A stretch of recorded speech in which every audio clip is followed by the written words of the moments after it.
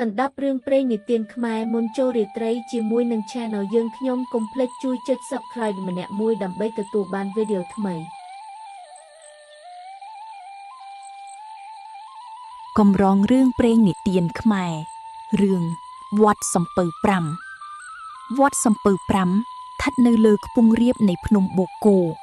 ដែលសពថ្ងៃនេះរាជការបានតែងតាំងជាទីក្រុងទេសចរមួយយ៉ាងសំខាន់សម្រាប់យកខ្យល់អាកាសស្អាតស្អំនៅមាត់សមុទ្រភ្នំនេះស្ថិតនៅក្នុងពួកភ្នំកំចាយពីដើមនៅក្នុងឃុំកោះតូចស្រុកកំពតខេត្តកំពតប៉ុន្តែសប្តាហ៍ថ្ងៃគេកាត់ចេញដោយឡែកជាបុរីមួយដោយមានការគ្រប់គ្រងពិសេសដាច់ចេញពីខេត្តកំពតសប្តាហ៍ថ្ងៃទីក្រុងថ្មីនេះបានរៀបចំជាថ្មីឲ្យទាន់សម័យផ្លូវថ្នល់ដែលលូនក្រវេកក្រវៀនតាមចង្កេះភ្នំកាត់ជ្រោះភ្នំ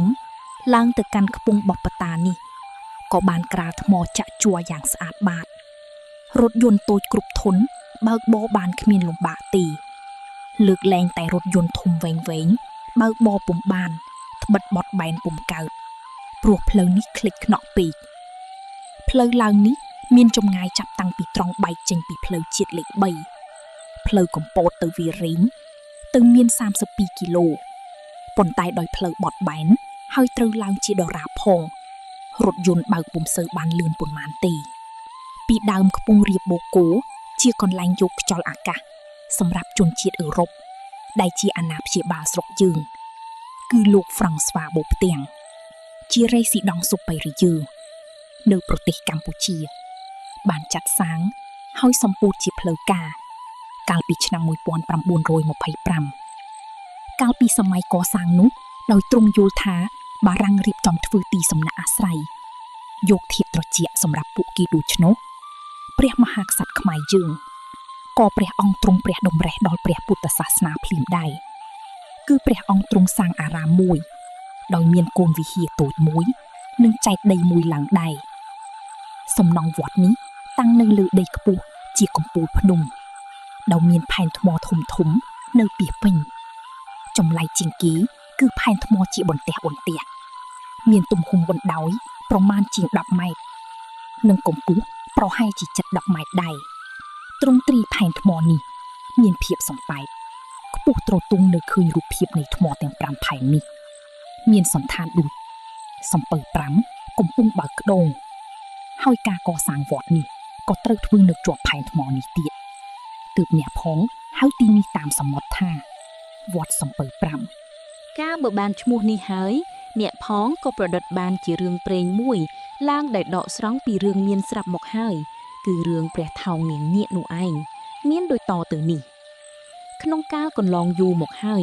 កាលនោះមានស្ដេចខ្មែរយើងមួយអង្គព្រះនាមព្រះថោងរឿងដើមនៃក្សត្រអង្គនេះគឺព្រះអង្គជាព្រះអង្គម្ចាស់មួយព្រះអង្គមានការតូចព្រះតីនិងបិតាដែលត្រូវឲ្យព្រះអង្គគោរពបូជាព្រះអនុពៅម្ល៉េះហើយទ្រង់យាងចេញពីព្រះរាជវាំងជាមួយស្ម័គ្របពួកចេញឆ្ងាយពីរាជវាំងទៅដល់ឆ្នេរសាច់មួយដ៏មានដើមធ្លកមួយដើមដុះនីកណ្ដាលវាលខ្សាច់នោះព្រះអង្គបញ្ឈប់ពលរេនៅទីនោះសម្រាប់ព្រះកាយនៅក្រោមដើមធ្លកពេលព្រលឹមស្វាងឡើងព្រះអង្គយាងមួយព្រះអង្គឯងលំហែព្រះកាយតាមមាត់សមុទ្រកាន់តែឆ្ងាយទៅស្រាប់តែឮសូរសំឡេងមនុស្សអ៊ូអរព្រះអង្គក៏យាងទៅជិតបានជួបនឹងនាងនាគដែលកំពុងនាំភីលៀងមកកំសាន្តឆ្នេរសមុទ្រនេះព្រះអង្គបានលួងលោមប្រតិព័ទ្ធនាងនាគក៏ព្រមព្រៀងតែសុំឲ្យព្រះអង្គតោងកន្ទុយនាគដើម្បីច្រែកទឹកទៅកាន់ឋាននាគថ្វាយបង្គំព្រះបាទភុជង្គនាគជាព្រះវរបិតាលុះព្រះអង្គតាមព្រះនាងទៅដល់ឋាននាគអស់រយៈពេល7ថ្ងៃក៏សុំលាព្រះបិតាក្មេកនាំមហេសីវិលមកឋានមនុស្សវិញកាលនោះព្រះបាទភុជង្គនាគក៏បានរៀបចំប្រដាប់ប្រដាជាទ្រព្យមានតម្លៃចំនួន5សំពៅដើម្បីដង្ហែព្រះរាជបុត្រមកគ្រប់គ្រងរាជនៅមនុស្សលោកសំពៅទាំង5នេះបើកក្តៅសំដៅដល់មាត់សមុទ្រជីដែនប្រទេសហើយក៏ចូលចតតម្រៀបគ្នារើប្រដាប់ប្រដាចេញពីសំពៅហើយដឹកជញ្ជូនយកទៅរកទីណាមួយមានដីទួលខ្ពស់រៀបចំកសាងជាទីក្រុងឡើង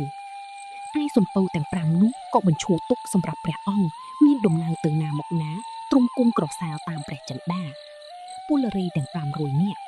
ក៏ដង្ហែព្រះថោងនិងនាងនាគ ទៅចាប់ស្ថាបនាទីក្រុងរាជនិវេសទាំងអស់គ្នាទៅនៅសល់តែសម្បកសំពៅលុះអស់កាលជាយូរលងមកហើយឆ្នេរសមុទ្រក៏ចេះតែស្រុតស្រកឆ្ងាយទៅហើយដីក៏កាន់តែដុះខ្ពស់ឡើងសំពៅទាំង5នោះក៏ក្បឿងជាប់នឹងច្រាំងហើយយូរទៅក៏រឹងទៅជាថ្មលិចបាត់តួសំពៅទៅក្នុងដីនៅសល់តែក្តោងទាំង5ដែលគេឃើញសពថ្ងៃនេះហើយជារឿងព្រេងដែលអ្នកស្រុកប្រឌិតភ្ជាប់នឹងស្ថានភាពវត្តនៅលើភ្នំបូកគោប៉ុន្តែបើតាមការស្រាវជ្រាវវិញវត្តនេះពុំមែនជាវត្តបុរាណណាស់ណាទេ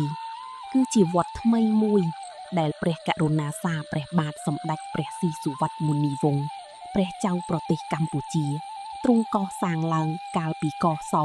1924គឺនៅពេលដែលរាជការអាណាព្យាបាលបារាំងគេស្ថាបនាទីតំបន់បូកគោធ្វើជាទីលំហែសម្រាប់យកខ្យល់ត្រជាក់តាមធាតុអាកាសស្រុកអឺរ៉ុបកាលនោះរាជការបារាំងគេបានថ្វាយចំពោះព្រះករុណាជាអម្ចាស់ជីវិតនៅទីកន្លែងមួយសម្រាប់ព្រះអង្គស្ថាបនាជាព្រះរាជដំណាក់មួយនៅបូកគោនោះដូច្នេះហើយព្រះអង្គក៏ផ្ដួចផ្ដើមព្រះតីកសាងជាវត្តមួយនេះឡើងដោយជ្រើសរើសយកទីទួលដែលនៅជាប់នឹងផែនថ្ម5សន្លឹកធំនោះសង់ជាព្រះវិហារមួយតូចតែស្អាតស្អំនិងចែកដីតូចមួយទៀតនៅពីមុខព្រះវិហារនេះហើយសន្មតយកនាមពិធីថាវត្តសំពៅ5គឺយកតាមលំនាំទីកន្លែងលើទួលនោះដែលមានសន្លឹកផែនថ្មធំដូចជាក្តោងសំពៅ5ផ្ទាំងស្ថិតនៅត្រង់នោះស្រាប់សប្តាហ៍ថ្ងៃបូកគោជាទីមនោរម្យមួយសម្រាប់ទេសចរធ្វើដំណើរទៅលំហែសម្រាប់កាយនៅគ្រប់ពេលដែលឈប់សម្រាកម្ល៉េះហើយវត្តសំពៅ5ក៏ទៅជារមណីយដ្ឋានមួយដែលគេស្គាល់ច្រើនដែរ